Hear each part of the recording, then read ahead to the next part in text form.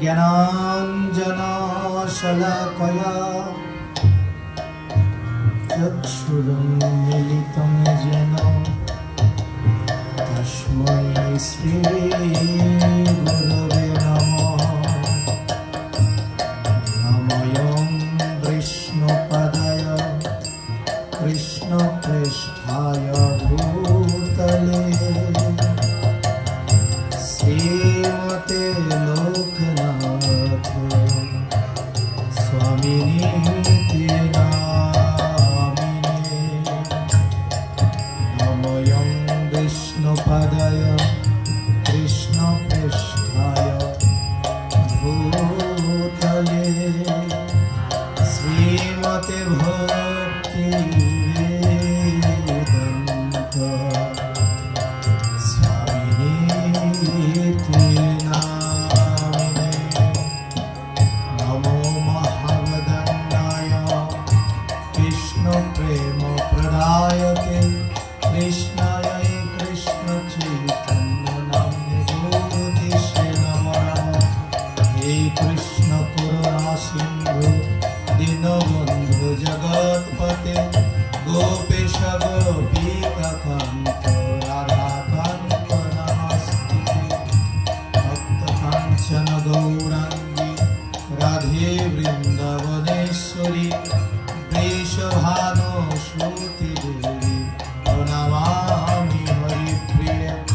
नीलाचल निवासाय नित्याय परमात्मने बलभद्र सुभद्र जगन्नाथे नमो नमः।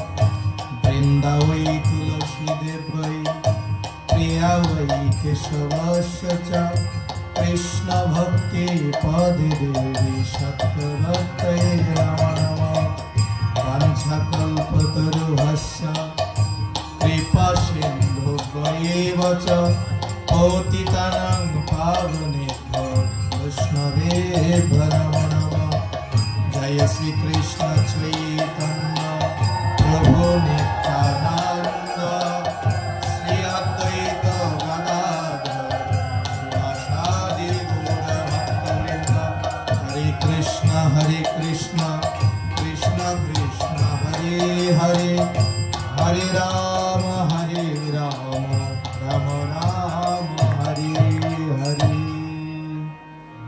ओम नमो भगवते वासुदेवाय। ओम नमो भगवते वासुदेवाय। ओम नमो भगवते वासुदेवाय। ओम नमो भगवते वासुदेवाय। ओम नमो भगवते वासुदेवाय। नमो भगवते वासुदेवाय। कृष्णदास कविराज रसिक भक्तमास जे कइल श्री चैतन्य चरित गौर गोविंद लीला शुनिते गलेओ शिला ताहाते नामोर हইল चित्त। जय जय गौर निताई श्री चैतन्य महाप्रभु भगवान के जय। कृष्णदास कविराज गोस्वामी पाद की।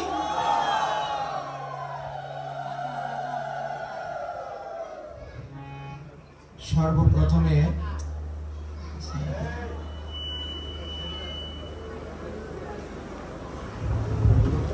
সাউন্ডটাকে একটু ঠিক করে দিন, একটা রিভার্ব আসতেছে, একটু দেখুন। তো সর্বপ্রথমে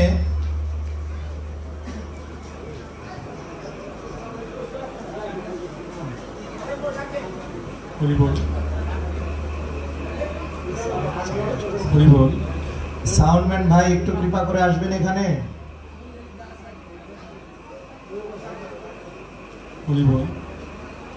তো প্রভু আমাকে এখানে যেভাবে আপনাদের কাছে পরিচয় করিয়ে দিয়েছেন, আসলে সেটি হচ্ছে একটি জাগতিক নিমেষ পরিচয় মাত্র। প্রভু যা বলে গেছেন যে আমি অস্ট্রেলিয়া থেকে মাস্টার্স করে এসেছি, সেটি আসলে জাগতিক পরিচয়। এই পরিচয়ের কোনো মূল্য আদৌ নেই। তো প্রভু আমাকে আলোচনার কিছু সূত্র ধরিয়ে দিয়ে গিয়েছেন। আমাকে বললেন তা আসলে প্রভু হচ্ছেন তত্ত্বজ্ঞ পাঠক। প্রভু আমাদের টাঙ্গাইলে অনেক পাঠ করেছেন। আমি তখন অনেক ছোট ছিলাম, প্রভুর অনেক পাঠ শুনেছি এবং প্রভু গৌর কথা, চৈতন্য কথা এত ভালো বলেন, ধরা চলে বাংলাদেশে অদ্বিতীয় বললেই চলে। এরকম গৌর কথা, ভাগবত কথা সচরাচর আমরা কোথাও পাই না। আজকাল কীর্তন বা ভাগবতীয় পাঠে আমরা শুধু বাহ্যিক বিষয়বস্তুগুলো আলোচনার পাঠক বেশি দেখতে পাই, কিন্তু প্রকৃত চৈতন্য কথা, প্রকৃত তত্ত্ব কথা, প্রকৃত ভাগবত কথা বলার মানুষও যেমন কমে যাচ্ছে, তেমন আমাদের শ্রবণ করার মতো ভক্তবৃন্দর সংখ্যাও অনেক কম হয়ে গিয়েছে। তো প্রভু যখন আমাকে আজকে গাড়িতে করে এই রাস্তাটি দিয়ে ঢুকালো, বললো এইখান থেকে যা দেখছো সবাই হচ্ছে এরা সনাতনী, সনাতন ধর্মের। এবং এখানে আমার সাথে যিনি মৃদঙ্গ বাজাচ্ছেন, শ্রদ্ধেয় আমার সাগর দাদা, আপনারা হয়তো নাম শুনেছেন, শ্রদ্ধেয় সদানন্দ দাস বাবাজি, তিনি পদাবলী কীর্তন করেছেন, তার সাথে উনি মৃদঙ্গ বাজাতেন উনি যখন বাংলাদেশে আসতেন। তো এখানে অনেক ভক্ত হয়, কিন্তু হরি কথা, কৃষ্ণ কথার ওইখানে দেখবেন একটু লোক সংখ্যা কম থাকে। এটা সব জায়গায় হয়। তথাপি যারা আপনারা এখানে কৃপা করে এসে, যে প্রভু বললেন বৃন্দাবন তৈরি করেছেন, কি বললেন, যেথায় হয় কৃষ্ণ কথা সেই তো বৃন্দাবন। তো তাই এই যে আপনারা বৃন্দাবন করে দিয়েছেন, সেই বৃন্দাবনে আজকে যে যে ভক্তবৃন্দ এখানে এসেছেন, তাদের সেই ব্রজভূমি দর্শনের ফল লাভ হয়ে গেলেন। তাই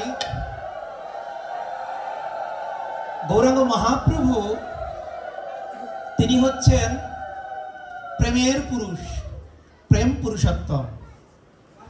সাউন্ডম্যান ভাই একটু কৃপা করে এখানে আসুন, সাউন্ডটাকে একটু ঠিক করে দিয়ে যান, কৃপা করে একটু রিভার্বটাকে কমিয়ে দিলেই হবে, সাউন্ডটা একটু বেশি হয়ে গিয়েছে আর কি। তো ভগবান প্রতি যুগে যুগেই অবতীর্ণ হয়েছেন, প্রতি যুগেই ভগবান এসেছেন। কিছু যুগে ভগবানের দুটি অবতার রয়েছে এবং ভগবানের বিভিন্ন অবতারের বিভিন্ন নামও রয়েছে, এবং ভগবান প্রতিটি যুগে এসেছেন বিভিন্ন কার্য সম্পাদনের জন্য। তাই তো গীতায় বললেন কি, আচ্ছা ছোট ছোট ছেলেমেয়েরাও স্কুলে গীতা পাঠের সময় সেই শ্লোকটি পড়ে কি, যদা যদা হি ধর্মস্য গ্লানির্ভবতি ভারত অভ্যুত্থানম ধর্মস্য তদাত্মানং সৃজমহম পরিত্রাণায় সাধুনাং বিনাশায় চ দুষ্কৃতং ধর্ম সংস্থাপনার্থায় সম্ভবামি যুগে যুগে।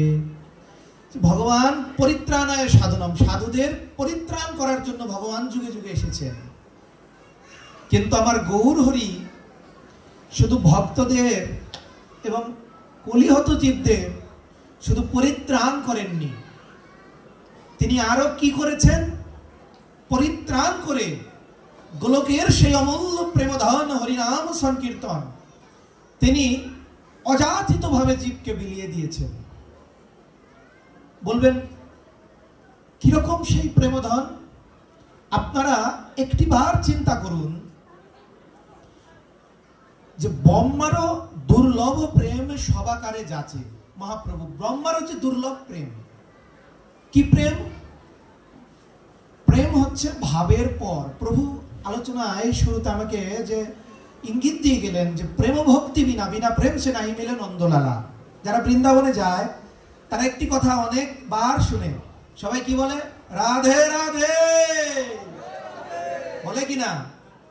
রাধাকুণ্ডে যখন আমি দণ্ডবত প্রণাম করেছিলাম এই কিছু বছর আগে, আবার বেশ কিছুদিন আগেও গিয়েছিলাম, বাবাজিরা দেখলেই বলে বাবা রাধেশ্বর, তাই নয়? যে রাধারানী, এই রাধারানী হচ্ছেন তাদের আরাধ্য ভগবান। আরাধ্য ভগবান কি? বিশ্বনাথ চক্রবর্তী ঠাকুর। প্রভু নরোত্তম দাস ঠাকুরের পথ দিয়ে গেলেন আপনাদের এখানে, তাই নয়? নরোত্তম দাস ঠাকুরের শিষ্য ছিলেন গঙ্গানারায়ণ চক্রবর্তী, তার শিষ্য ছিলেন বিশ্বনাথ চক্রবর্তী ঠাকুর। তিনি বলেছেন, আরাধ্য ভগবান ব্রজেশ তনয় তদ্ধাম বৃন্দাবন রম্বা কচিপতসুনা ব্রজ বধূবর্গেন কল্পিতা। ব্রজবধূগণ, আচ্ছা ব্রজবধূগণের মতো যে আরাধ্য ভগবান, আমাদের ভগবানের আরাধনা পদ্ধতিটা কার মতো? ব্রজবধূগণের মতো। ব্রজবধূদের কেন বলেছেন একটু খেয়াল করবেন। মায়েরা আপনারা শুনছেন তো? শুনেন, কৃষ্ণদাস কবিরাজ গোস্বামী এই মহাপ্রভুর জীবন চরিত গাথা শ্রী চৈতন্য চরিতামৃত লিপিবদ্ধ করেছেন। তার নাম কি? কৃষ্ণদাস কবিরাজ গোস্বামী। কৃষ্ণদাস কবিরাজ গোস্বামী এই গ্রন্থটি লিপিবদ্ধ করে গৌরাঙ্গ মহাপ্রভুর সেই রাধা ভাবের বিভরিত সেই প্রেম ভক্তির কথা লিপিবদ্ধ করে তিনি শেষে এসে কি বললেন জানেন? তিনি বললেন, আমি বৃদ্ধ জরাতুর লিখিতে কাপয়ে কর, তবু লিখিয়ে বড় বিস্ময়। এ লেখন আমার নয়, লিখায় মোরে মদনমোহন, আমার লিখন যেন সুখেরও পঠন। দেখুন কথাটি ভালো করে বিচার করুন। আমি বৃদ্ধ জরাতুর, হ্যাঁ বৃদ্ধ বয়সে তিনি লিখেছেন। যিনি এত বড় রসকাব্য যা আমাদের বাংলা সাহিত্যেও স্থান পেয়েছে নিজ যোগ্যতা, এখনো যারা বাংলা সাহিত্যে পড়াশোনা করেন তারা শ্রী চৈতন্য চরিতামৃত শ্রী চৈতন্য ভাগবতের কিছু অংশ তারা পড়তে হয়। এত বড় রসকাব্য তিনি রচনা করে তিনি নিজেকে কি প্রকাশ করলেন? আমি বৃদ্ধ জরা আতুর। আতুর কি? আতুর হচ্ছে যার কোনো কিছু করার ক্ষমতা থাকে না, তাকে আতুর বলে, তাই নয় কি? তা আমি বৃদ্ধ জরাতুর লিখিতে কাপয়ে কর, উনি কাঁপছেন। আরেকটি নিগুড় তত্ত্ব বিষয় আপনাদের কাছে আজকে উন্মোচন, আপনারা হয়তো অনেকে জানেন, আপনারা ভাববেন না আজকে আপনাদের সামনে আমি একজন নিতান্ত বালক, ভজনে বলেন পাঠে বলেন সবকিছুতেই, কিন্তু প্রভু আমাকে আজ্ঞা দিলেন। কি আজ্ঞা? সুন্দর গোপীনাথ তুমি এখানে আসো, এসে তুমি একটু হরি কথা বলো। এখন শিক্ষাগুরু মহাপ্রভু যে প্রভু বলে গেলেন সার্বভৌম ভট্টাচার্য, তিনি কি ছিলেন? দেবগুরু বৃহস্পতির আবেশ তত্ত্ব। মহাপ্রভুর লীলায় উনি ছিলেন দেবগুরু বৃহস্পতি। সার্বভৌম ভট্টাচার্য মহাপ্রভুকে একবার একটা জ্ঞান প্রদান করেছিলেন। শ্রী চৈতন্য লীলায় একমাত্র রায় রামানন্দ ছাড়া মহাপ্রভুকে দুইজন ব্যক্তি জ্ঞান দিয়েছিলেন। এক হচ্ছে গোপাল গুরু গোস্বামী, ছোট্ট বালক গোপাল, আরেকজন হচ্ছে সার্বভৌম ভট্টাচার্য। কিভাবে জ্ঞান দিলেন? যে মহাপ্রভুর বৃত্ত মাঝে গোবিন্দ প্রধান, সকল ভক্তের গোবিন্দ করেন সমাধান।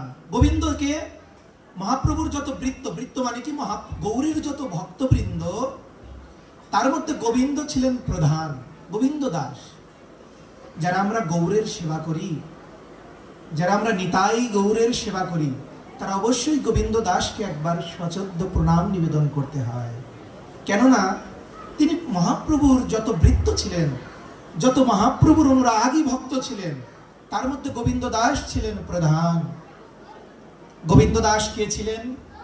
একাধারে মহাপ্রভুর যেমন তিনি সেবক হয়েছিলেন, তার পূর্বে তিনি ছিলেন ঈশ্বরপুরী পাদের শিষ্য।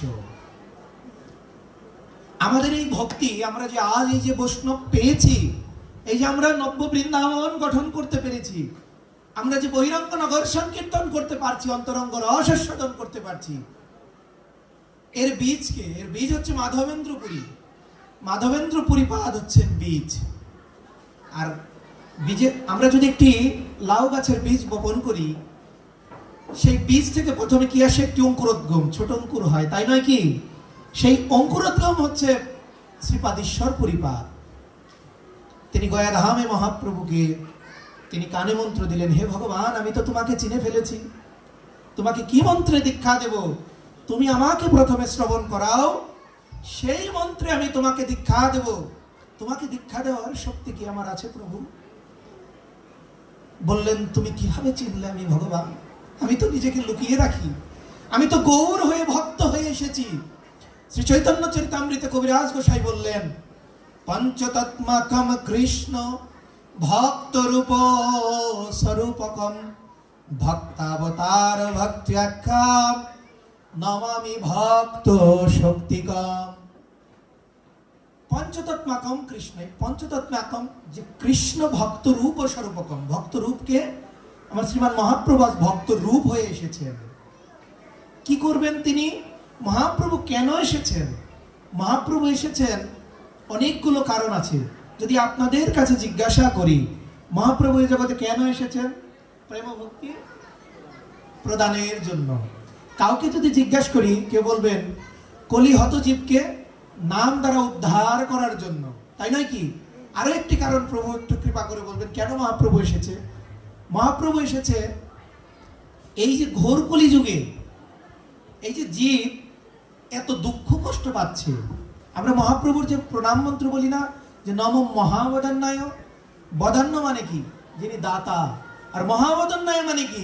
যিনি দাতার শিরোমণি, যিনি নিজের ভালো মন্দ বিচার না করে যে অন্যের উপকার চায়, তিনি হচ্ছে বদান্য। এবং মহাবদান্য কি? তিনি আপনি না করে বিচার, করে আচার ও প্রচার। মহাপ্রভু হচ্ছেন মহাবদান্য। তাই আজ গৌর হরি মহাবদান্য হয়ে এসেছেন কার ডাকে? গঙ্গা জল এবং তুলসী পত্র নিয়ে। ভক্তরূপ স্বরূপ, ভক্ত রূপ মহাপ্রভু, ভক্তের স্বরূপকে আমার নিত্যানন্দ।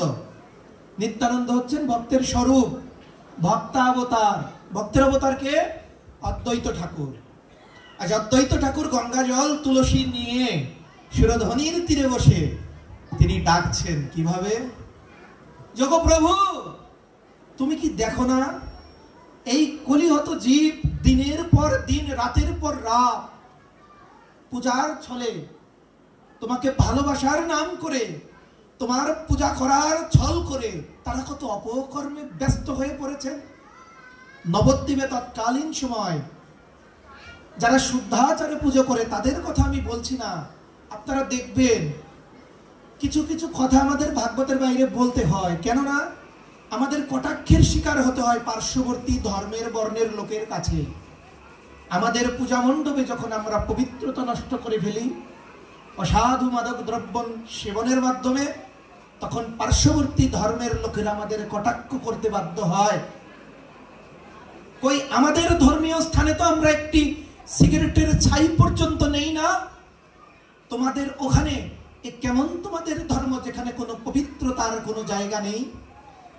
এই এহেন দুষ্কর্ম যখন আমার অদ্বৈত প্রভু দেখলেন, তখন তিনি গঙ্গা জল এবং তুলসী নিয়ে সুরধ্বনির তীরে বসে দিনের পর দিন গঙ্গা জল তুলসী দিয়ে ডাকছেন সেই শ্রী হরি বিষ্ণুকে। কি বলে ডাকছেন? জাগো গোলক বিহারী হরি, আর না ঘুমাও। জাগো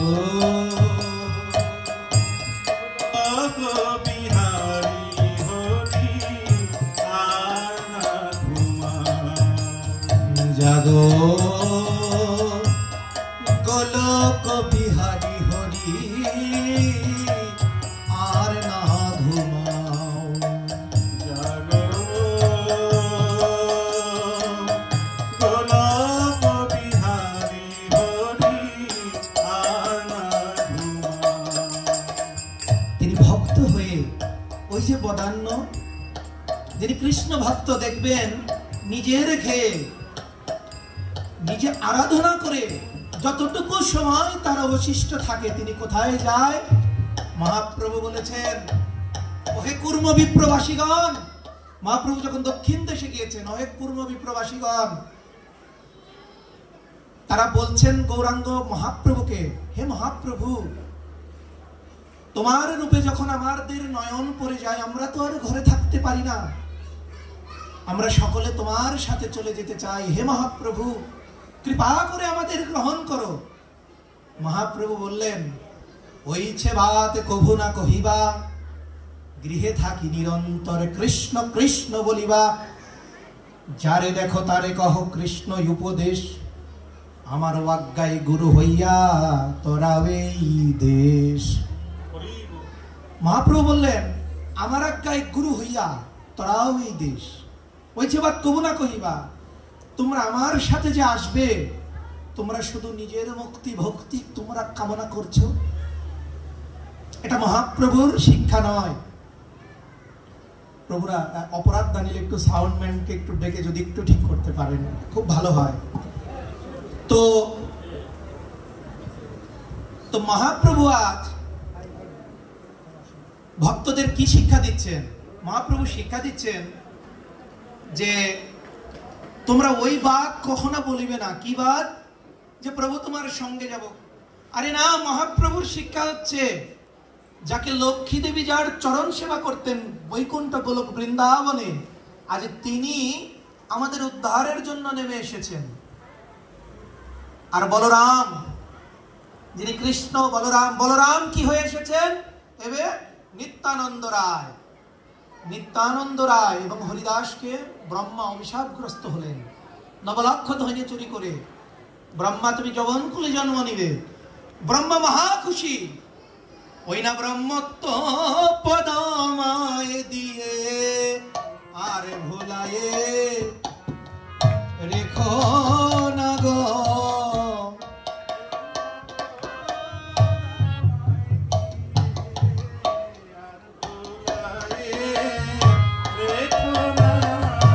ওরে মানব দেহ জনের দেহ,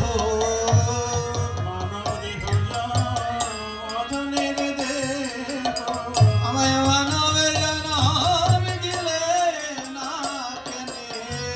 মানবের জনম জনের জনম, মানবের জনম দিলে না কেনে? মানব জনম জনের জনম। আমার ব্রহ্মত্ব পথ তুমি ফিরায় নাও। পদ ফিরায় না। ওই আমায় যবনে কুলে জনম দাও। ব্রহ্মত্ব পথ ফিরায় নাও। যবন কুলে জনম দাও গো, ব্রহ্মত্ব পদ ফিরায় না। প্রভু কি হিন্টস দিলেন? পদ পদবী, তাই নয়? দেখুন, পাঠ পড়তে গুরুদেবরা যে পথ প্রদর্শক, যারা শিক্ষা গুরু দীক্ষা গুরু, মহাপ্রভু কাকের গুরু বললেন? বললেন কেবা বিপ্র কেবা নেশি শূদ্র কেনে নয়, আমার যে জনে কৃষ্ণ তত্ত্ববেত্তা সেই তো গুরু হয়। মহাপ্রভু বললেন কে বিপ্র কে সন্ন্যাসী তা বিচার করো না, কৃষ্ণ তত্ত্ববেত্তা যে সেই তো গুরু। আপনাদের মতো সাধুগুরু বৈষ্ণবের সামনে আজকে প্রভু আমাকে যে সুযোগ করে দিয়েছেন, আমি আজ ধন্যাতি ধন্য হয়েছি। কেননা বলেছে বৈষ্ণবের সঙ্গ বৈষ্ণবের দর্শন, শত শত কোটি গঙ্গা স্নানের ঊর্ধ্বে। তাই আজ ব্রহ্মা কেঁদে কেঁদে বলছে আমার ব্রহ্মত্ব পদ চাই না। ব্রহ্মার উপরে কোনো পদ আছে এই জগতে? ব্রহ্মা হচ্ছেন সৃষ্টিকর্তা, পিতামহ ব্রহ্মা। যত অসুর দেখবেন মায়ের মন্দিরে, মায়ের যত অসুরদের বধ করেছেন, প্রতি অসুর ব্রহ্মা বা বিষ্ণু বা মহেশ্বরকে সন্তুষ্ট করে তারা জগতে বলিয়ান হয়েছে। কিন্তু তারা ভুলে গিয়েছেন। কি ভুলে গিয়েছেন? তারা ভুলে গিয়েছেন যে এই জগতে আমরা ক্ষণস্থায়ী সময়ের জন্য এসেছি। প্রভু একটু সাউন্ডটা ঠিক করে দেবেন, একটু রিভার্ব দিচ্ছে, একটু রিভার্বটা কমিয়ে দিন। তো তাই আজ ব্রহ্মা সে ব্রহ্মত্ব পদের বিন্দু মাত্র আশা করছেন না। ব্রহ্মত্ব পদ কি জানেন? এই জগতের সৃষ্টিকর্তা, তিনি হচ্ছেন এই জগতের সৃষ্টিকর্তা। তাই সে ব্রহ্মা আজ কেঁদে কেঁদে বলছেন তুমি আমায় যবন করে দিয়েছো তো মহাভজনের দেহ। কারণ কি? 84 লক্ষ জন্ম ভ্রমিতে ভ্রমিতে কোন ভাগ্যবান যে আমার শ্রীকৃষ্ণ প্রসাদে পায় ভক্তি লতা বীজ। এই যে বীজ, মহাপ্রভু কোন প্রসঙ্গ থেকে আসলাম? বীজ। আজ বীজ পেলেন কে? মাধবেন্দ্র পরিপাদ, অঙ্কুরোদ্গমকে শ্রীপাদ ঈশ্বর পরিপাদ। আর সেই অঙ্কুরোদ্গমের থেকে যে বৃক্ষ তৈরি হয়, সেই বৃক্ষ হচ্ছে আমার চৈতন্য মহাপ্রভু। আজ মহাপ্রভু এ ধরাধামে এসেছেন। তিনি এসে তিনি জগৎজীবকে কি শিক্ষা দিচ্ছেন? জগৎজীবকে হরিনাম করজীব, বাকি সবে মিছে, পালাইবার পথ নাই জম আছে পিছে। যে পালাইবার কোনো পথ নাই, হরিনাম করো, হরিন নামইব হরিন নামইব হরিন নামইব কেবলম কলনস্তব কলনস্তব গতিরন্যথা। শুধু হরিনামেই উদ্ধার। হিরণ্যকশিপুর সত্যযুগে পায়ের বৃদ্ধাঙ্গুলির উপর দাঁড়িয়ে লক্ষ লক্ষ কোটি কোটি বৎসর তপস্যা করেছিলেন শ্রী বিষ্ণু, তথাপি সে ভগবান বিষ্ণুকে পেয়েছিলেন এবং ব্রহ্মদেবকে পেয়েছিলেন। ব্রহ্মদেব বলেছেন, এহেন তপস্যা পৃথিবীতে আর কোনো ব্যক্তির দ্বারা করা সম্ভব নয়, কিন্তু এই একবার হরিনাম নিলে যত পাপ হরে, জীবের সাধ্য নাই ঠিক তত পাপ করে। এই হরিনামে এত মধু, এই হরিনামে এত শক্তি যে একবার এই হরিনাম নিলে জীবের যত পাপ মোচন হবে, জীবের সাধ্য নাই জীব তত পাপ করে। তাই আমাদের হরিনাম করতে হবে, কেবল হরিনাম। হরিনাম ছাড়া আর কোনো গতি নাই, কোনো গতি নাই। নারদ মুনি বললেন, কলনস্তব কলনস্তব গতিরন্যথা, অন্য কোনো গতি নেই। আচ্ছা, এইবার আপনারা বলতে পারেন যে আমরা হরিনাম করব, হরিনামের আমরা তুলসী মালা নেব, আমরা হরিনাম করব। দেখবেন জাগতিক জগতের মানুষ ভয় পায়, আমরা কিভাবে হরিনাম করব, আমি তো মাছ খাই, আমি তো মাংস খাই, তাই নয় কি? অনেকে আছেন তো, তাই নয়? আমি বলে গেলাম, আমার কথা নয়, শ্রী চৈতন্য মহাপ্রভু বলেছেন। কি বলেছেন? খাইতে শুইতে যথা তথা নাম লয়, ওরে দেশকাল পাত্র নাই তার সর্বসিদ্ধি হয়। দেশকাল পাত্র নাই, তার সর্বসিদ্ধি হয়ে যাবে। কিভাবে? খাইতে শুইতে যথা তথা নাম নিতে হবে। দেখবেন আমার দাদুকে আগে দেখতাম, কিছু হলেই হরে কৃষ্ণ গুনগুন করে সবসময় গান গাইতেন, হরে কৃষ্ণ হরে কৃষ্ণ। তাই আপনাদের নামের কোনো বাচ বিচার নেই, যে কোনো ভাবে দেশকাল পাত্র নাই। কোন দেশে আছেন, কোন সময়ে আছেন, কোন জায়গায় আছেন, কি পাত্র আপনি? আপনি ব্রাহ্মণ, ক্ষত্রিয়, বৈশ্য না শূদ্র, আপনি চণ্ডাল না বিপ্র না সন্ন্যাসী, তার কোনো বিচার নেই। এর বড় উদাহরণ কি? ভক্ত হরিদাস, যে ব্রহ্মার অভিশাপে যিনি যবন কুলে জন্ম নিলেন। আচ্ছা, ভক্ত হরিদাস তো নামের আচার্য, তাই নয়? ভক্ত হরিদাস কেন এই নিম্ন কুলে জন্ম নিলেন? কেন নিলেন? জন্ম কুল নিরর্থক বুঝিবার তরে জন্মিলেন হরিদাস অধম কুলেতে। আজ হরিদাস অধম কুলে জন্ম নিয়ে তিনি বুঝিয়ে দিলেন জন্ম কর্ম নিরর্থক। ভগবান গীতায় কি বললেন? ভগবান গীতায় বললেন, চতুর্বর্ণ চতুরাশ্রম জ্ঞান কর্ম বিভাজিতা। 4 বর্ণের 4টি আশ্রম আমি ভাগ করে দিয়েছি। কি? ব্রাহ্মণ, ক্ষত্রিয়, বৈশ্য, শূদ্র। সমাজে যারা আমরা ব্রাহ্মণ, তারা আমরা পাণ্ডিত্য দেখাই, শূদ্রের ছোঁয়া জল আমরা খাই না। কিন্তু মহাপ্রভু বলেছেন আর বিভাজন করবেন না। প্রভু হিন্টস দিয়ে গেলেন আমাকে, যার বিভাজন নয়, সবাই একত্রিত হয়ে আসুন। এ তো ক্রান্তিকাল। কি আমরা বিপদের মধ্যে আছি কি নেই? বলুন, বিপদে আছি? সংবাদ মাধ্যম করলে এই বিপদের সর্বশ্রেষ্ঠ কারণ হচ্ছে আমরা নিজেরা। কি আমরা নয়? মহাপ্রভু বলে গিয়েছেন সঙ্গ শক্তি কৌলযুগে, কারোর মধ্যে তো সঙ্গবদ্ধতা নেই। ইসকনের প্রভু পাঠ দিচ্ছে, আমি যাব না। গৌরীয় মঠের ভক্ত পাঠ দিচ্ছে, ওখানে আমি কেন যাব? ও বাবাজি, এর তো যাবই না। না, তা নয়। যেথায় হয় কৃষ্ণ কথা সেই তো বৃন্দাবন। কৃষ্ণ কথা যেখানে হবে ধোয়ায় গড়াগড়ি দিবেন, ভক্তের চরণধুলি মাথায় নিবেন। মহাপ্রভু তো নিজে ভক্ত রূপ। শ্লোকে কি বললেন? ভক্ত রূপ স্বরূপকম। কেন তিনি ভক্তের রূপ হয়ে এসেছেন? কেন? তিনি তো শঙ্খ নিয়ে আসতে পারতেন, চক্র, গদা, পদ্ম। তিনি তো তীর ধনুক নিয়ে আসতে পারতেন, রাম, ভগবান রামচন্দ্রের মতো, যার টঙ্কারে রাবণ থরথর করে কেঁপেছেন। যিনি বিশ্বের সর্বশ্রেষ্ঠ রাক্ষস রাবণকে তিনি বধ করে দিয়েছেন। কেন মহাপ্রভু এইবার ছেঁড়া কাঁথা, নেড়া মাথা, মুখে কৃষ্ণ গুণ কথা? কেন তিনি আজ এই ভিখারির বেশ ধরলেন?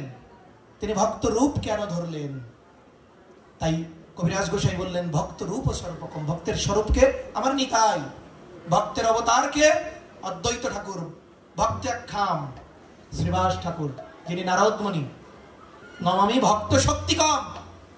আচ্ছা, ভগবানের লাদিনী শক্তিকে, কৃষ্ণের শক্তিকে কে? হরি বল। আপনারা যখন কিছু বলবেন আমার শ্রবণ হবে। ভক্তির মধ্যে শ্রেষ্ঠ নববিধা ভক্তি, কৃষ্ণ নাম প্রেম দিতে ধরে মহাশক্তি। শুধু শক্তি নয়, মহাশক্তি। নববিধা ভক্তি কি? নববিধা ভক্তি শ্রবণ, কীর্তন, স্মরণ, বন্দন, অর্চন, পাদসেবন, দাক্ষ, সখ্য, আত্মনিবেদন। আত্মনিবেদন সর্বশেষে কেন?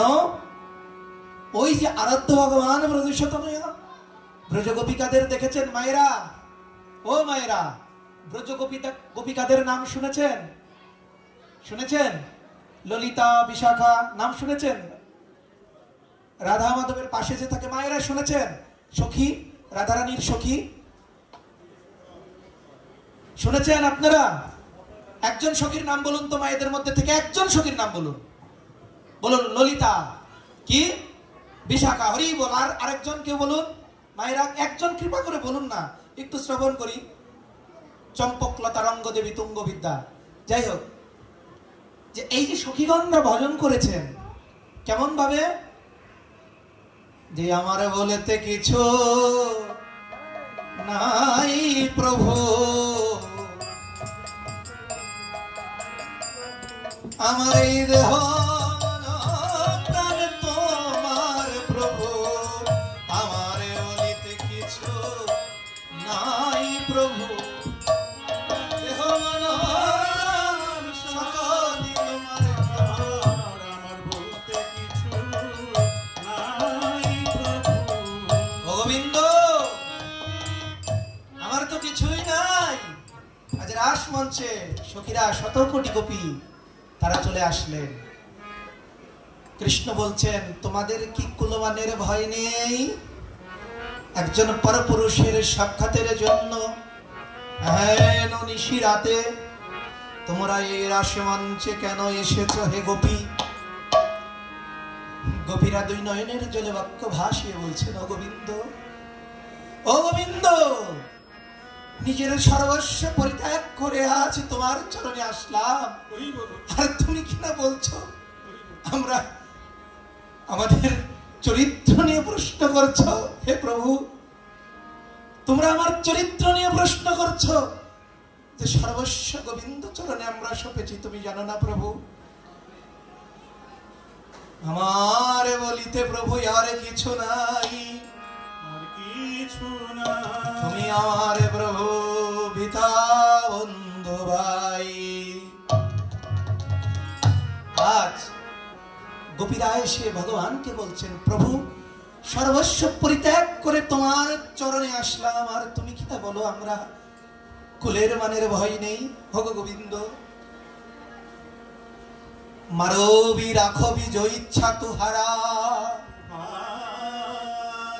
নিত্য দাস প্রতি তোমায় অধিকারে। আমরা তো তোমার নিত্য দাস। ঘরে স্বামী রেখে এসেছেন, পুত্র, পরিবার, পরিজন সবকিছু রেখে এসেছেন গোপীরা। আমি তো তোমার নিত্য দাস। ভগবান পরীক্ষা নিলেন। কিভাবে পরীক্ষা নিলেন? যে গোপীরা কোনো কিছুর জন্য আমাকে ভালোবাসে কিনা। কিন্তু আজ গোপীরা পাশ করলেন পরীক্ষায়। কি পাশ? তারা সর্বস্ব পরিত্যাগ করে আজ গোবিন্দ চরণে এসেছেন। দুই বক্ষ ভাসিয়ে ক্রন্দন করতে করতে বলছেন গোবিন্দ তোমার চরণে এসেছি। তাই আমরা যারা যুগলে সেবা করি, আমার বাবাজিরা, তারা হচ্ছেন মঞ্জুরি ঘরে সেবা করেন।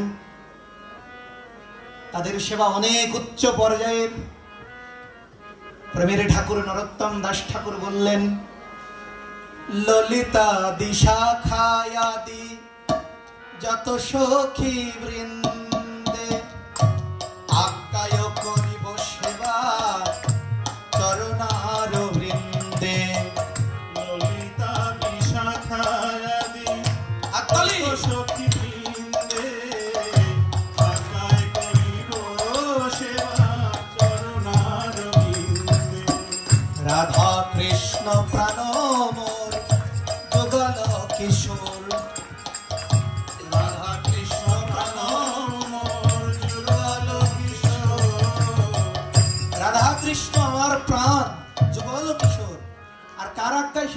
হবে ললিতা বিশাখা। ও মায়েরা, যারা গোবিন্দ সেবা করেন, শুধু সখীদেরকে একটু প্রণাম করে, যে তোমরা যেভাবে নিজের সর্বস্ব গোবিন্দ চরণে আত্মনিবেদন করে, নিজের কুলপতির কথা চিন্তা না করে যেভাবে তোমরা গোবিন্দকে ভজন করেছো, হে গোবিন্দ, ওই সখীদের মতো করে যেন আমরাও তোমার সেবা করতে পারি। কিসের মন্ত্র, কিসের কি দিয়ে বুঝিব তোমায় ভগবান? গান শুনেননি? একটি মন্ত্রেরও প্রয়োজন নেই, আত্মনিবেদনটা শুধু করে দিন। একবার শুধু নিরহংকারে নিরপরাধে নাম করুন। যদি কেউ বলে মন্ত্রের বড় প্রয়োজন, আমি বলবো না, প্রেম প্রয়োজন। আপনারা দেখেছেন, এই যে মায়ের মন্দিরে এসেছি, আমি তারাপীঠ গিয়েছিলাম একচক্রধাম নিতাইয়ের জন্মস্থানের পাশে। সেখানে গিয়ে মায়ের একজন সেবক আমাকে বললেন, জানো প্রভু, আমাদের মা কত কৃপালু। আমি বললাম, কিভাবে কৃপালু? আমাদের বাবা নিজে খেয়ে খেয়ে মাকে দিয়েছে, ঢেল দিয়ে, দাও মা খা। মা খেয়েছে। আমি বললাম, বাবা তুমি আমায় কৃপা করো, ওই বামদেবের মতো যেন আমার গোবিন্দ চরণে মতি হয়। আর কে? ভবা পাগলা। তিনি একবার বৃন্দাবন যায়নি, কিন্তু ভবা পাগলা কি বললেন?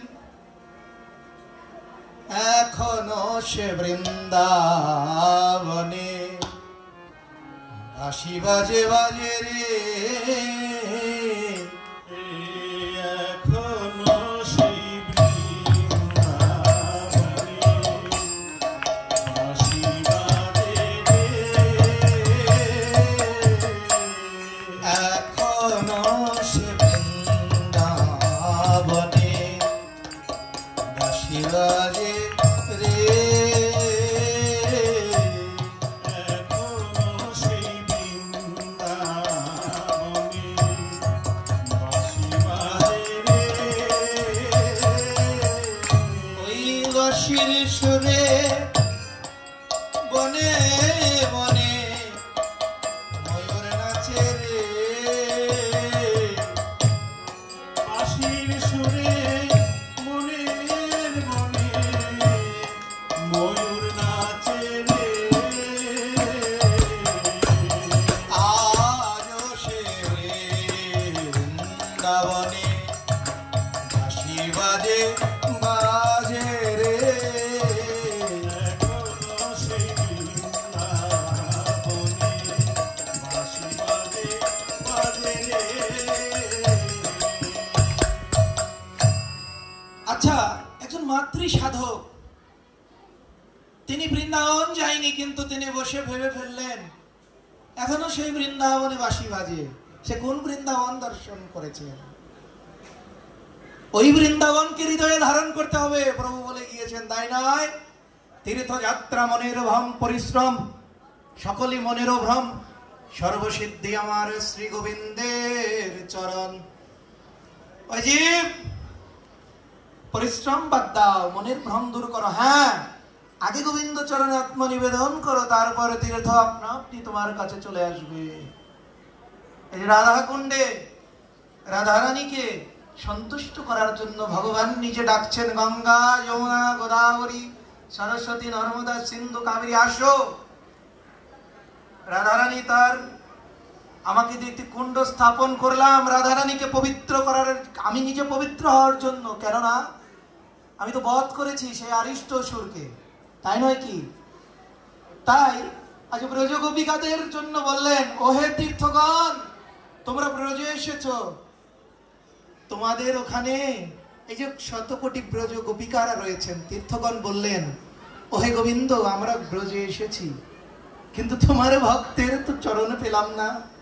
তাই গোবিন্দ আজ দুটি হাত তুলে বলছেন, ওহে গোপীগণ, আমার হইতে আমার নামে বড়, আমার নামে হইতে আমার ভক্ত বড়, আমার ভক্ত হইতে ভক্তের ওই চরণে ধুলি আরো বড়। ভক্তের চরণ ধুলি হচ্ছে তার থেকেও বড়।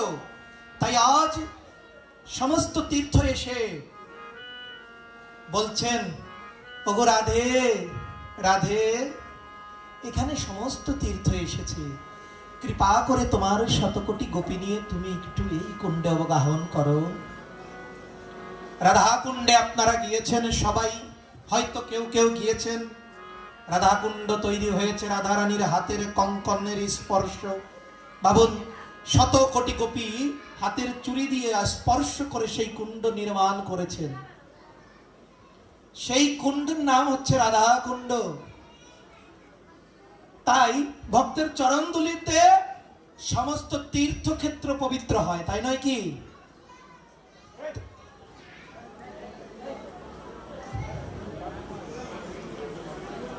আজ সমস্ত তীর্থক্ষেত্র পবিত্র হয়েছে কিসে?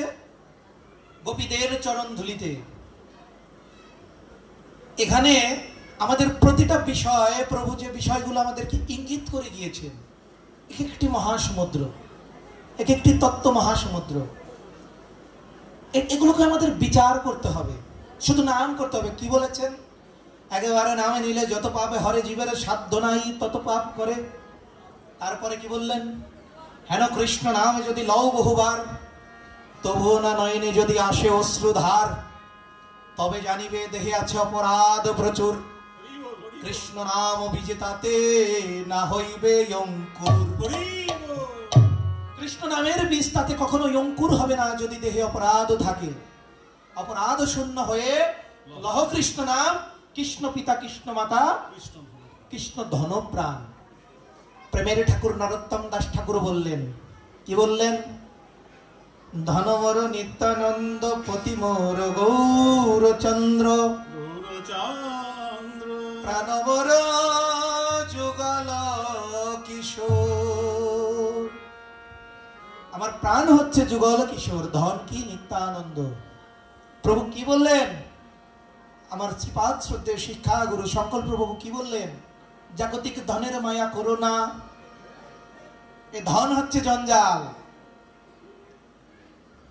এ ধন হচ্ছে জঞ্জাল, এ ধনের মায়া করো না। কিসের? কি ধন? আমার নিতাই ধন, ধনমর নিত্যানন্দ। আর ওই যে পতি, আমাদের পতিকে, পতি হচ্ছে গৌরচন্দ্র। পুরুষ অভিমান ত্যাগ করুন। আমি পুরুষ, আমার এই আছে, আমার ওই আছে, কিচ্ছু নেই আমাদের, এক মুঠো ছাই, তাই নয় কি মা? এই যে যারা এখানে বসে আছেন, প্রত্যেকেই সারা জীবন কষ্ট করে একটি মৌমাছির মতো করে, সারা জীবন কষ্ট করে মৌমাছি যেমন একটি মৌচাক নির্মাণ করেন, প্রত্যেকে সেইভাবে একটু একটু কষ্ট করে ওই একটি চাক নামক সম্পদের গৃহবাড়ি নির্মাণ করেছেন, তাই নয় কি? কি রেখে গিয়েছিল আপনার বাবা? হয়তো একটু জায়গা, আপনারা পরিশ্রম করেই তো করেছেন, তাই নয়? আজ মৌমাছি যখন পরিশ্রম করে একটি চাক নির্মাণ করেন, আমরা স্বার্থপর মানুষ জিহ্বার লালসা মেটানোর জন্য সেই গচ্ছিত রাখা ধনকে কেটে পুড়িয়ে তাদেরকে তাড়িয়ে দিয়ে আমরা কি করি? আমরা সেই মধুটুকু আস্বাদন করি জিহ্বার লালসা পুরানোর জন্য। দেখুন তো নিজেদের বাস্তবিক জীবনে, বাবা বয়স তো অনেক হলো, যা অর্জন করেছেন, আজ মৌমাছির মতো সেই সম্পদটুকু জিহ্বার লালসা মেটানোর জন্য আপনারই পুত্র, আপনাদের পরিজন নিয়ে গিয়েছে। আর বৃদ্ধকালে যখন আপনি পতিত হয়ে আছেন, যখন আপনার কর্ম করার ক্ষমতা নেই, আজ তাদের লাথি খেতে হচ্ছে, তাই নয় কি? তাই কি না? প্রত্যেকের অবস্থায় আমাদের ওখানে তাই হয়। যখন ভাগবত পাঠ করি, বৃদ্ধ মায়েরা এসে বলে, বাবা রে, এই দুঃখের কি অবসান হবে না? প্রত্যেকের হৃদয়ে দুঃখ, আমার ছেলে আমার সাথে ভালো ব্যবহার করে না, তাই নয় কি? আমাদের বলে তো, তারা একটু শান্তি পায় কোথায়? মন্দিরে এসে একটু প্রভুদের কাছে মনের দুঃখটা বলে, তাছাড়া কোথায় যাবে? কিন্তু মহাজন বললেন, তুমি বাল্যকালে ভজে কৃষ্ণ পাইবার আসে, যৌবনেতে ভজে কৃষ্ণ আসে কি না আসে, আর বৃদ্ধকালে ভজে কৃষ্ণ জমেরও তার আসে। আমার জম এসে গেছে, তাই আজ গোবিন্দের চরণে আত্মসমর্পণ করতে এসেছি, কিন্তু তা নয়। তুমি বাল্যকালে যদি কৃষ্ণকে ভজো, বাল্যকালে বলতে কি? বাল্যকালে শিশু থাকে অবুঝ নির্বোধ, ভক্ত প্রহ্লাদ যার প্রমাণ, ধ্রুব উদ্ধব যার প্রমাণ, যে বাল্যকালে কৃষ্ণকে পেয়েছেন। একটি বালক যেমন নির্বোধে থাকে, তাকে যা শেখানো হয় সে তাই শেখে। আমি যেমন বিদেশে ছিলাম অস্ট্রেলিয়াতে দীর্ঘদিন, সেখানে আমার মামা থাকে, মামার একটি ছোট্ট মেয়ে হয়েছে। সে মেয়ে বাংলায় ঠিক মতো কথা বলতে পারে না। কেন? কারণ সে সেই সংস্কৃতিতে বড় হচ্ছে, তাই নয় কি? তো সেখানে আমাদের ইস্কনের প্রভুরা কি করেছেন, একটি গীতা স্কুল তৈরি করে দিয়েছেন, তাদেরকে গীতা শেখাচ্ছেন। আমাকে সে বলছে, দাদা দাদা আজকে না আমি গীতার একটি শ্লোক শিখে এসেছি। কি শ্লোক? বলে গীতার প্রথম শ্লোক। আমি বললাম কি বলো? বলে ধর্মক্ষেত্র Kurukshetra সমাবেত যুযুৎসব মামকা পাণ্ডবাশ্চৈব king কুর্বত Sanjay.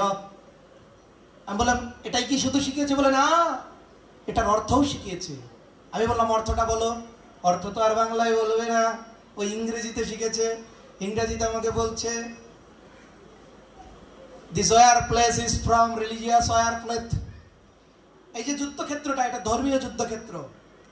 Together of Kaurava and Pandava, Kaurava এবং পাণ্ডবরা একত্রিত হয়েছেন। Sanjay told that story to Dhritarashtra. Sanjay ধৃতরাষ্ট্রকে বলছেন, সঞ্জয় হচ্ছেন ব্যাসদেবের কাছে দিব্য দৃষ্টি পেয়েছেন। কি দৃষ্টি?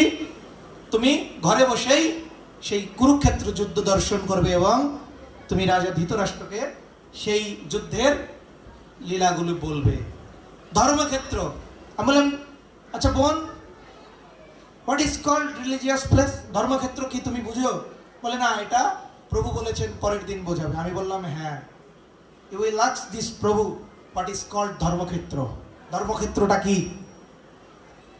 ধর্মক্ষেত্র হচ্ছে গীতার যে প্রথম শ্লোকের প্রথম অর্থ, প্রথম শব্দ ধর্মক্ষেত্র। এই জগতের ক্ষেত্রটা হচ্ছে ধর্মক্ষেত্র। প্রত্যেকটা কাজ ধর্মের দ্বারা বিচার করতে হবে, আর যে অধর্ম করবে তার পতন হবে। তাই ওই বালক শিশুটি যেমন পাশ্চাত্য দেশে থেকে তাদের কাছে গীতার শ্লোক মা বাবা শিখিয়ে দিচ্ছে, তাদেরকে প্রশ্ন করা হচ্ছে আজকে এই কয়টা শ্লোক পড়া হবে, এই কয়টা করা হবে। আমি চাই আমরা গৌরীর দেশের লোক, আমরাও যেন ঘরে ঘরে অন্তত এই বাবাদের কাছে পাঠাই, যাও একটু কৃষ্ণ শিক্ষা নিয়ে আসো। তাই নয় কি? আর কত নিচে নামাবো আমাদের জাতিকে? আর কত? এই কয়জন মানুষই তো আমরা রয়েছি, তাই না? লালন সাইজিও তো বলে গেলেন, কি বললেন? সাইজিকে আমি অনেক সশ্রদ্ধ প্রণাম করি। তিনি বলে গেলেন কি, হেলায় হেলায় দিন যায় ঘিরে নীল কালে, আরে কি হবে মানব জনম বসব সাধুর মেলে, আরে কি হবে মানব জনম বসব সাধুর মেলে। কি বললেন? আর কি হবে মানব জনম? হেলায় হেলায় দিন কাটাচ্ছি। সাইজি তো বুঝে গেলেন কোন সাধু? আপনাদের মতো সাধু গুরু বৈষ্ণব যারা কৃষ্ণ প্রেমের অনুরাগী। হেলায় হেলায় তো দিন বয়ে যাচ্ছে, ঘিরে নিল কালে, কালে তো আমাদের ধরে নিয়েছে। আর কি হবে মানব জনম? বসবই সাধুর মেলে। তিনি তো মানব ধর্মের ছিলেন, তিনি তো ধর্মবর্ণের ঊর্ধ্বে ছিলেন, তিনি তো কোনো ধর্ম বিশ্বাস করতেন না। তিনিও বলেছেন, কি বললেন পরের লাইনে? কত শত লক্ষ জনি ভ্রমণ করেছ জনি, কত শত লক্ষ জনি ভ্রমণ করেছ জানি। সাইজি কি বললেন? কত শত লক্ষ জনি ভ্রমণ করেছ, এইবার তো মানব জন্ম পেয়েছ, এইবার একটু তোমরা সেই সাধুগুরু বৈষ্ণবের চরণে আশ্রয় নাও, তাই নাকি? আবার দেখুন জীবনানন্দ দাশ, ছোটবেলায় এখানে যারা শিক্ষার্থী আছেন, আগে আমাদের ক্লাস 7 কি 8 একটি কবিতা ছিল, আবার আসিব ফিরে ধানসিঁড়িটির তীরে। তারপরে লাইন, মানুষ নয় শঙ্খ শালিকের বেশে, তাই নয়? জীবনানন্দ দাশ হয়তো বুঝে গিয়েছিলেন যে মনুষ্য জন্ম বড় দুর্লভ, এই জন্ম খুব কষ্ট করে পেয়েছি, তাই হয়তো মানুষ নয়, হে গৌর, কি করলাম এই জন্ম পেয়ে যে আবার মানুষ হয়ে জন্মাবো? এ তো সর্বশ্রেষ্ঠ জীবন মানব জন্ম। মানব জন্ম তো ভজনের জন্ম। তাই এই মানব জন্ম আবার নাও পেতে পারি, শঙ্খশালিক হয়ে আসবো। তাই এই যে ছোট ছোট ছেলে মেয়ে যারা আছে তাদেরকে একটু শিখতে দিন না। এটা তো কাদামাটি। কাদামাটি যেভাবে ঘোরায় কুমার, আমার এই ভাই অনেক সুন্দর প্রতিমা তৈরি করে, নাম সনাতন ঘোষ। ও কিন্তু ঘোষ, কিন্তু আমাদের ওইখানকার পাল মহাশয়ের ওর প্রশংসা করে, একজন ঘোষের সন্তান হয়ে তুমি সুন্দর প্রতিমা তৈরি করছো। কারণ ছোটবেলায় এই বিষয়ে সময় প্রদান করেছেন। ওর হাতের কাজ যেভাবে কাদাকে নাড়ায় সেভাবেই প্রতিমা তৈরি হয়, তাই নয়? আমাকে বলেছি আমাকে একটি গৌরীতায়ের বিগ্রহ তৈরি করে দিবি ভাই। আমি তা দেখে নয়ন জোড়াবো। বলেছে দাদা দেব, তুমি করো। তাই মহাজন বলেছেন ওই গোড়ারূপে নয়ন দাও। গোড়ারূপে নয়ন দিলে বুঝতে পারবে ওই রূপে কি আছে। ওই রূপে যে কি আছে, এই যে আমরা কীর্তন শুনি, আমরা কীর্তন শুনি না? রূপের পথ কি বলেন? হেমাশয়ে অতি গোরা সুমধুর হাসথোরা জগজনার নয়ন আনন্দ। যে হেমা তপ্ত কাঞ্চনের সাথে গৌর রূপের কোনো তুলনা হয় না। তিনি হচ্ছেন অতুলনীয়। তাই এই মনকে বিগলিত করুন, বিগলিত করে ওই গৌর চরণের দিকে একবার আগিয়ে যান। একবার গিয়ে দেখুন না। শ্রীপাদ ভক্তি চারু স্বামী গুরু মহারাজ, তাকে প্রভুপাদ বলেছেন। প্রভুপাদ তখন বিদেশে ছিলেন, বলেছেন কতবার তো তুমি জন্ম নিয়েছো, কত কুলে কত কত ঘরে তুমি জন্ম নিয়েছো, কত জনই তুমি পরিত্যাগ করে তুমি আজকে মনুষ্য জন্ম পেয়েছো। কতবার তুমি মনুষ্য জন্ম পেয়েছো, 84 লক্ষ জনই তুমি ভ্রমণ করেছো। একটি জন্ম তুমি কৃষ্ণকে দাও না দেখি, একটি জন্ম দিন না। মহাপ্রভু তো কঠিন কিছু করেনি গো মা, আমার প্রেমের ঠাকুর তো কঠিন কিচ্ছু করেনি। করেন বলেনি তো তপস্যা করো এক আঙ্গুলের উপর দাঁড়িয়ে। খুব সহজ। খাইতে সইতে যথাযথা নামলয়, দেশকাল পাত্র নাই, সর্বসিদ্ধি হয়। সর্বসিদ্ধি। একটি দুটি সিদ্ধির জন্য কোটি কোটি বছর তপস্যা করে যোগী, আর সর্বসিদ্ধি এই হরিনামে। আমাদের তো এটি করা উচিত, তাই নয়? মালা নেওয়ার যদি মনে হয় আমার সময় হয়নি, তুলসী মালাও যদি মনে হয় যে আমার নেওয়ার সময় হয়নি, আমার মুখ তো দিয়েছে, বদন তো দিয়েছে। এই বদনে একবার কৃষ্ণ কৃষ্ণ বলেই দেখুন না। বলুন কৃষ্ণ কৃষ্ণ। যে গৌরাঙ্গের নাম লয় তার হয় প্রেমোদয়, তারে মই যাই বলি হারি। যে গৌরাঙ্গের নাম লয় তার হয় প্রেমের উদয়। তাই আমরা এখন বলবো গৌরাঙ্গ গৌরাঙ্গ। আচ্ছা, এই গৌরাঙ্গের নামের যে কি মহিমা, প্রেম ভরে নিলে তারও এক বিষয় সুন্দর কাহিনী আছে। আমি পাঠ শেষ করার আগে জগন্নাথের একটু লীলা সংক্ষেপে বলবো। প্রভু আমাকে বলবেন আর কতটুকু সময় আমরা পাঠ চালাবো। দেখুন, মহাপ্রভু এই পৃথিবীতে এসে 48 বছর ছিলেন। 48 বছর, মাত্র 48 বছর। আমি কিন্তু ইংরাজিতে মহাপ্রভুর লীলাটি পড়েছি, আমি বাংলায় ওইরকম পড়তে পারিনি। আমি যখন বাইরে ছিলাম তখন পড়েছি। ওখানে বিদেশি ভক্তরা মহাপ্রভুর জীবনকে জানার জন্য তারা মরিয়া হয়ে তারা মহাপ্রভুর জীবনী সেই শ্রী চৈতন্য চরিতামৃত পড়তেন ইংরেজিতে। বুঝতে পারলেন তো?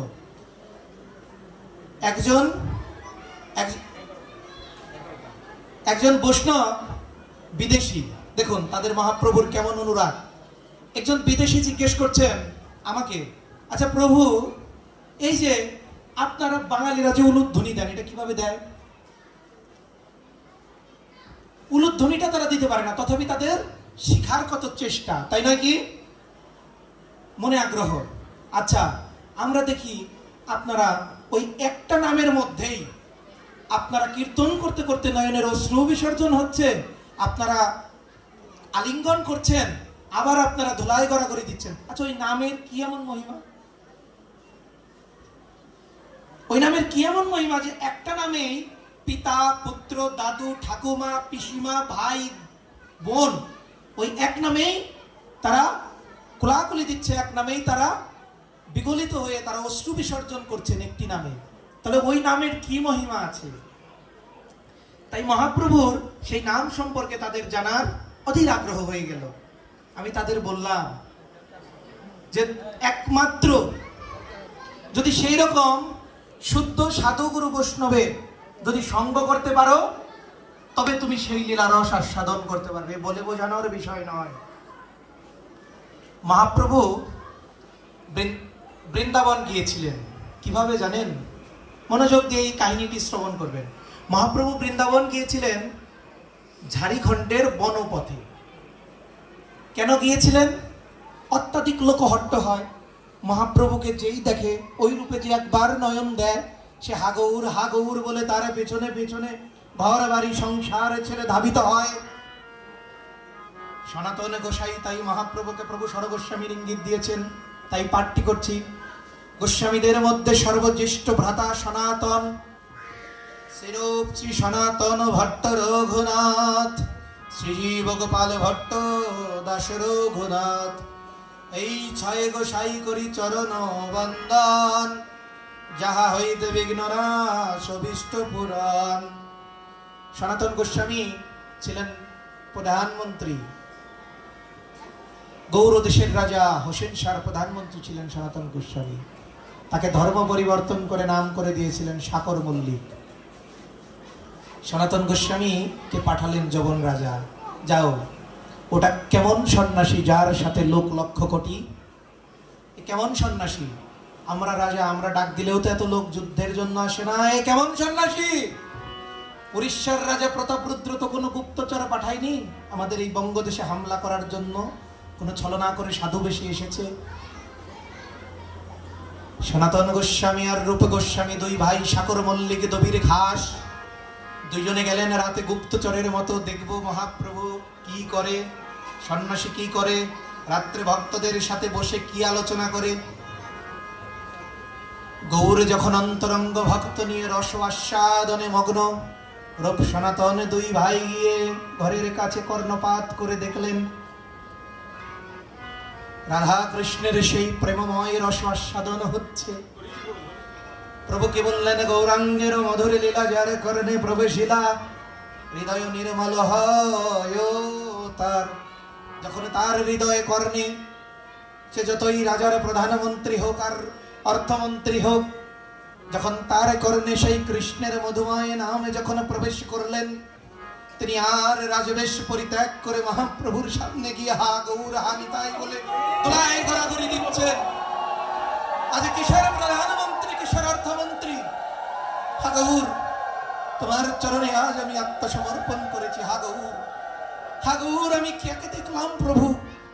হা গৌর, তোমার সাথে আমি যাব, তুমি কৃপা করে আমায় গ্রহণ করো হে গৌর, তোমার সাথে আজ আমি যাব। মহাপ্রভু বললেন, অচিরাতে কৃষ্ণ তোমায় করিবেন উদ্ধার। তারপরে তারা বিভিন্ন ভাবে মহাপ্রভুর সাথে যুক্ত হয়েছিলেন। তখন সনাতন গোস্বামী সেই সময় মহাপ্রভুকে বলেছিলেন, ওগো মহাপ্রভু, যার সঙ্গে লোক লক্ষ কোটি, এ নয় বৃন্দাবনে যাওয়ার পরিপাটি।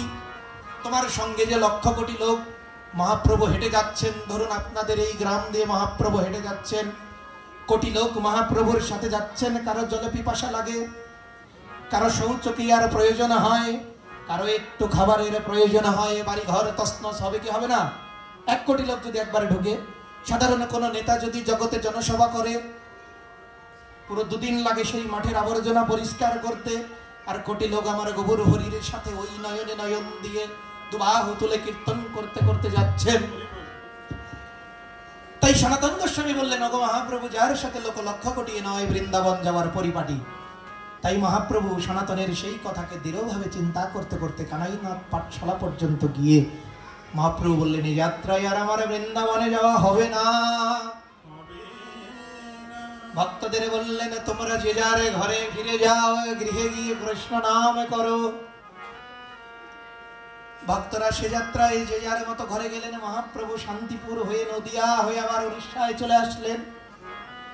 পরের বছর মহাপ্রভু কি বললেন? স্বরূপ দামোদর, সার্বভৌম ভট্টাচার্য, রায় রামানন্দ, তারা বললেন, ওগো মহাপ্রভু, তুমি যদি নির্জনে যেতে চাও তুমি বনপথে যাও। কারণ উড়িষ্যার যে কটক, কটককে বামে রাখলে ডানে ঝাড়িখণ্ডের বনপথে সেই বৃন্দাবনে যাওয়া যায়। আপনারা তো কাশিধামে গিয়েছেন, সেই কাশির আগে সেই উড়িষ্যার থেকে কাশিদামের আগ পর্যন্ত একটি ভয়াবহ অরণ্য আছে, ঝাড়খণ্ডের বনপথ। ইন্ডিয়ায় আপনারা মাওবাদীদের নাম শুনেছেন না? সেই জঙ্গলে মাওবাদীরা এখনো থাকে। তাই আমার মহাপ্রভু আর ঝাড়খণ্ডের বনপথে তিনি বৃন্দাবন যাচ্ছেন, সাথে কে? বলভদ্র ভট্টাচার্য। তাই মহাপ্রভু আজ যাচ্ছেন। কখন যাচ্ছেন? শরৎকালে, শারদীয় দুর্গা উৎসব। দুর্গা উৎসবকে মহাপ্রভু সমাপ্ত করে দশমীর পরের দিন মহাপ্রভু কটককে ডাইনে রেখে জগন্নাথ দেবকে প্রণাম নিবেদন করে ওই টোটা গোপীনাথে ভগবান প্রণাম করে ভগবানে চললেন বৃন্দাবনের উদ্দেশ্যে। আজ গৌর হরি আমার ঝাড়খণ্ডের বনপথে যখন প্রবেশ করলেন, মহাপ্রভু ছিলেন অজানু লম্বিত ভুজ। মহাপ্রভুর হাত ছিলেন কি? অজানু। অজানু লম্বিত ভুজ শব্দের অর্থ জানেন? অজানু অর্থে জানু হচ্ছে হাঁটু, হাঁটুর থেকে লম্বা তার হাত। আচ্ছা ভাবুন, মহাপ্রভু কত লম্বাই না ছিলেন, যার হাত এত লম্বা। মহাপ্রভু যখন দুই হাত প্রসারিত করে বনপথে হেঁটে যাচ্ছেন, কৃষ্ণ নাম করে প্রভু বনপথ দিয়া, হস্তি ব্যাঘ্র পথে ছাড়ে আমার মহাপ্রভুকে দেখিয়া। হস্তি ব্যাঘ্র পথ ছাড়ে মহাপ্রভুকে দেখিয়া। বলভদ্র ভট্টাচার্য দেখা পূর্ব নয়নে যে আজকে হাতি বাঘ তারা মহাপ্রভুকে দেখে পথ ছেড়ে দিচ্ছেন। এ কেমন প্রভুর আজ আগমন হলেন? বলভদ্র ভট্টাচার্য পেছন থেকে দেখছেন। আর মহাপ্রভু যখন ঝাড়খণ্ডের বনপথে দুই বাহু উন্নীত করে তিনি যাচ্ছেন, কৃষ্ণ নাম করতে করতে মহাপ্রভু দুটি হাত উঁচু করে বলেছেন, হরে কৃষ্ণ হরে কৃষ্ণ কৃষ্ণ কৃষ্ণ হরে হরে, হরে রাম হরে রাম, রাম রাম হরে হরে। ওনারা গাইবেন, আপনারা গাইবেন, উনি নয়, সবাই গাইবেন। এই তো বৃন্দাবন, এর অপেক্ষাই তো করছিলাম। সবাই সবাই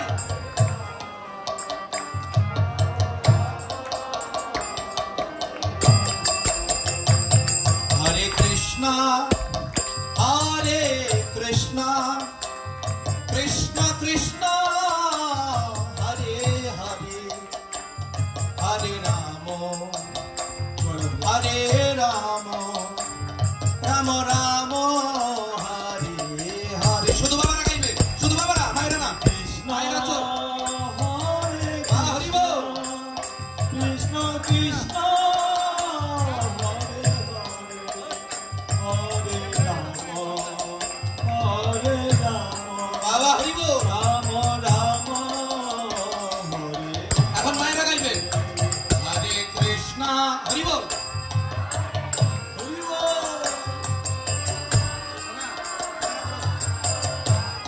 বাহ, মায়েরা তো বাবাদের থেকে শব্দ বেশি হচ্ছে। আমরা কার সাথে বৃন্দাবন যাচ্ছি? মহাপ্রভুর সাথে।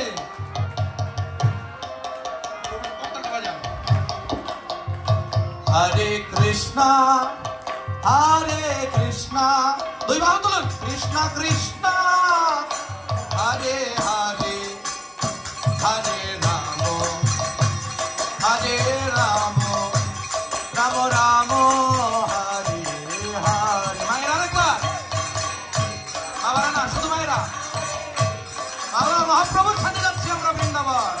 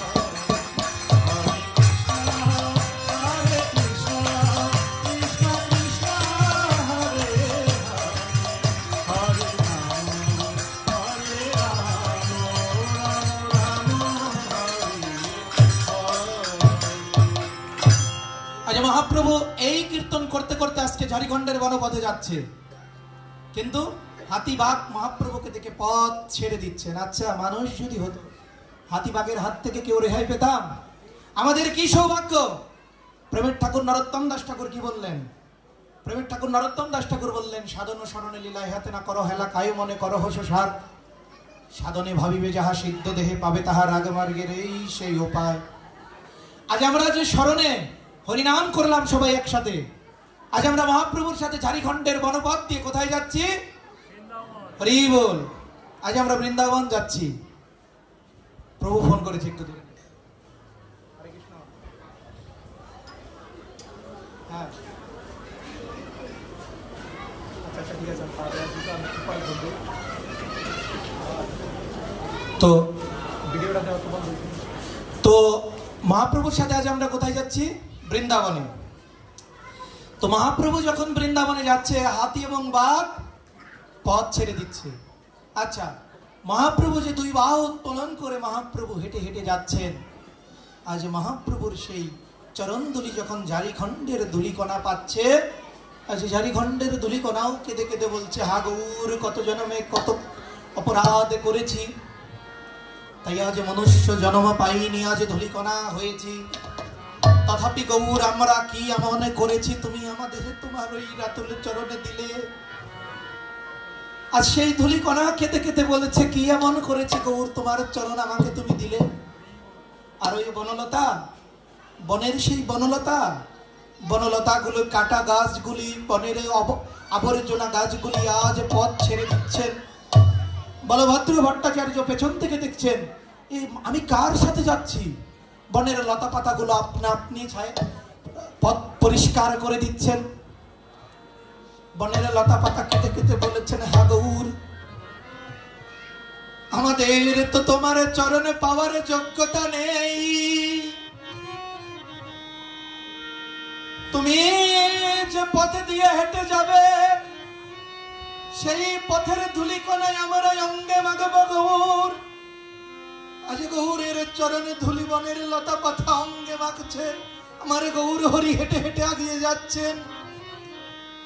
আজ তৃণলতা, বনের বনলতা, তারা আজ গৌর হেঁটে যাওয়ার পর সেই ধুলিকে তারা গায়ে মাখছে। তারা কতটুকু শুদ্ধ ভক্ত ছিলেন, আজ গৌরের চরণের আশাও তারা করে না, গৌরের সেই চরণে ধুলি তাদের অঙ্গে মাখছেন। বনলতা ধুলিকণা গৌরের কৃপা পেলেন। মহাপ্রভু হাঁটতে হাঁটতে যাচ্ছেন, সামনে দেখছেন একটি বাঘ শুয়ে আছেন। মহাপ্রভু তো কৃষ্ণ নাম করতে করতে যখন যেতেন, মহাপ্রভুর আর কোনো বাহ্যিক জ্ঞান থাকতেন না। মহাপ্রভু আজ আগাতে আগাতে হঠাৎ করে একটি বাঘের গায়ে যখন মহাপ্রভুর পা লেগে গেলেন, তখন মহাপ্রভু দেখলেন আমি কার গায়ে পা লাগালাম। মহাপ্রভু অনুভব করলেন এ তো একটি বাঘ হবে। পেছন থেকে বলভদ্র ভট্টাচার্য দেখে বলেছেন, এখন কি হবে, এখন কি হবে? আমার মহাপ্রভুকে আবার বাঘ যেন কোনো ক্ষতি করে না বসেন। তিনি তো বুঝতে পারেননি এ তো প্রেমের ঠাকুর, প্রেম দেওয়ার জন্য এসেছেন। আজ আমার গৌরে হরির দর্শন পেয়ে আমার বাঘ, আজ যখন গৌরে হরি বাঘের দিকে প্রেমে দৃষ্টি দিলেন, কৃষ্ণ কৃষ্ণ বলি ব্যাগের নাচিতে লাগিল। আজ বাঘ নৃত্য করেছেন, হা কৃষ্ণ হা গোবিন্দ বলে। আমার প্রেমের ঠাকুর গৌর হরি আজ তিনি বাঘের সাথে নৃত্য করছেন হরি নামে। বাঘে কৃষ্ণ প্রেম পেল, তরুলতা বনের বৃক্ষগুলিও কৃষ্ণ প্রেমে প্রাপ্ত হলো। একটু আগিয়ে গিয়ে দেখলেন হাতি, হাতি পথ আটকে গিয়েছেন। হা গৌর, তুমি ওই বাঘকে কৃপা করলে আমরা কি তোমার কৃপা পাবো না প্রভু? আমরা কি হস্তি হয়েছি বলে তোমার কৃপা পাবো না? তাই বলে গৌরের পথ আটকে দিলেন। সামনে ছিলেন একটি জলের সরোবর। মহাপ্রভু সেই জল সরোবরের জলটি হাতে নিয়ে হস্তির দিকে ছুঁড়ে মারলেন। বলভদ্র ভট্টাচার্য বললেন, প্রভু তুমি কি জানো না জগতের সকল জীব জন্তু জলে দিলে ছড়ে যায়, কিন্তু হাতি জলে দিলে আনন্দ পায়। মহাপ্রভু তো তার প্রেমের বাড়ি বর্ষণ করে দিলেন। আজ হাতি মত্ত হস্তির মতো মত্ত মাতঙ্গিনীর মতো হেলে দুলে হা গৌর হা কৃষ্ণ বলে গৌর হরির সঙ্গ দিচ্ছে। কৃষ্ণ নামে করেন প্রভু বনপথ দিয়া, হস্তি ব্যাঘ্র চলে প্রভুর পাছে পাছে দিয়া। আজ পাছে পাছে যাচ্ছেন, সামনে কিছু হরিণীর দল। হরিণীর দল প্রভুকে যখন দর্শন করলেন, আজ হরিণীর দল এসে বাঘের কাছে এসে দাঁড়ালেন। আজ বাঘ হরিণ একসাথে দাঁড়িয়ে মহাপ্রভুর সাথে সেই কীর্তনে নৃত্য করছে। ও গো মায়েরা, ও বাবারা, বাঘের থেকে হিংস্র কি কেউ আছে গো? বাঘের থেকে তো হিংস্র নেই। আমি ইঙ্গিতে বলে যাচ্ছি, জগতে যারা হিংস্রতা করবে তাদেরকে কৃষ্ণ নামে দাও, কৃষ্ণ নাম প্রেমে তাদের মনকে ভরিয়ে দাও।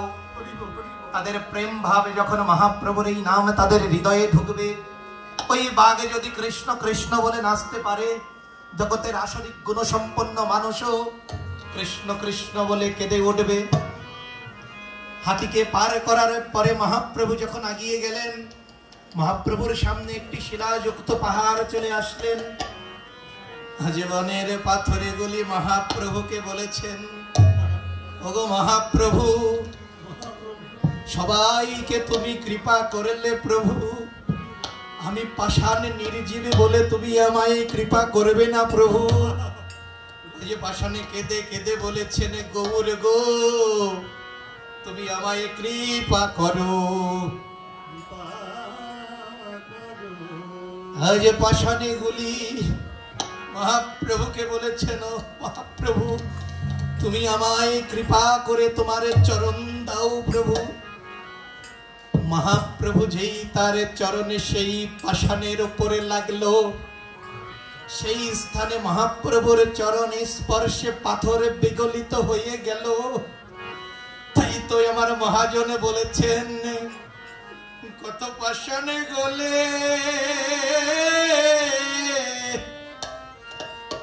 তরলে হলো,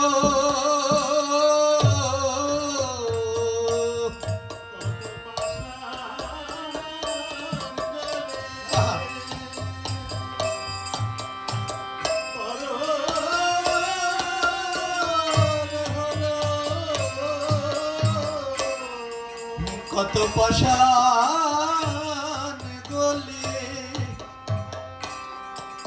তরল হলো।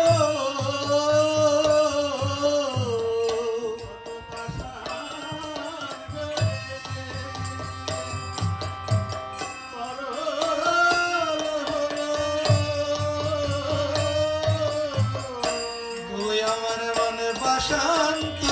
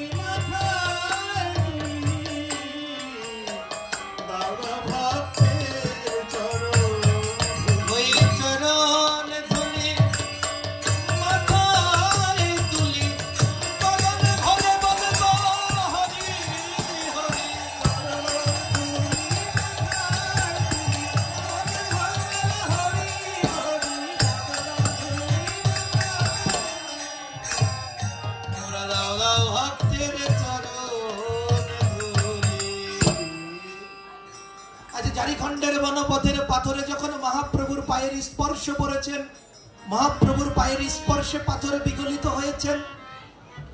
আজও সেই বনপথের সেই পাথরে আজও মহাপ্রভুর সেই চরণ স্পর্শের বিগলিত শিলাখণ্ড রয়েছেন। যদি কেউ বৃন্দাবনে যান, অবশ্যই সেই ঝাড়খণ্ডের বনপথের সেই গৌর গঙ্গা স্থান পাথরে তো বিগলিত হয়ে সেই জায়গাটি গর্তের মতো হয়ে গেল, আজও সেখানে জল জমে থাকে। তার নাম হলো গৌর গঙ্গা। সেই গৌর গঙ্গায় স্নান করবেন। আজ আমি মহাপ্রভুর যে কিঞ্চিত পরিমাণ লীলা আপনাদের কাছে বললাম, এটি আমি বলিনি, আপনাদের মতো সাধুগুরু বৈষ্ণবরা আমাকে শক্তি সঞ্চার করেছেন। তাই আজ গৌরের লীলা কিঞ্চিত মাত্র আপনাদের সামনে পরিবেশন করতে পারলাম। আমি কোনো পেশাদার ভাগবত পাঠক নই, আমি কৃষ্ণ কথা কিভাবে বলতে হয় তাও বুঝি না, কিন্তু সার্বভৌম ভট্টাচার্য যেমন বলেছিলেন, সার্বভৌম কহে গুরু আজ্ঞা বলবান, গুরু আজ্ঞা না লঙ্ঘিবে শাস্ত্রেরও প্রমাণ। তাই শিক্ষা গুরু সংকল্প দাস অধিকারী প্রভু আমায় আজ্ঞা করেছেন তুমি কৃষ্ণ কথা বলবে। আমি বলবো প্রভু আমি কি বলবো, আমি কি বা জানি, আমার কি আছে। তাই আপনাদের সামনে আমি যদি কোনো ভুল ত্রুটি করে থাকি, আপনাদের ঘরের একটি কুকুর মনে করে, একটি সন্তান মনে করে, একটি নরাধম মনে করে আমাকে ক্ষমা করে দিবেন। আপনারা এক একজন রসজ্ঞ তত্ত্ব বক্তা ভজনশীল ব্যক্তিবর্গের সামনে কৃষ্ণ কথা বলার মতো কিঞ্চিত পরিমাণ আমার কোনো যোগ্যতা নেই। তাই আমরা এই ভাগবত পাঠকে বিশ্রাম দেওয়ার আগে, যে কলিযুগের যে যুগে ধর্ম চারি যুগে চারি ধর্ম জীবেরও কারণ, কলিযুগের ধর্ম হয় নাম সংকীর্তন। অতএব কলিযুগে নাম করো সার, অন্য কোনো ধর্ম করলে নাহি হবে পার। সেই হরিনাম সংকীর্তন করব, আপনারা হাতে তালি দিবেন।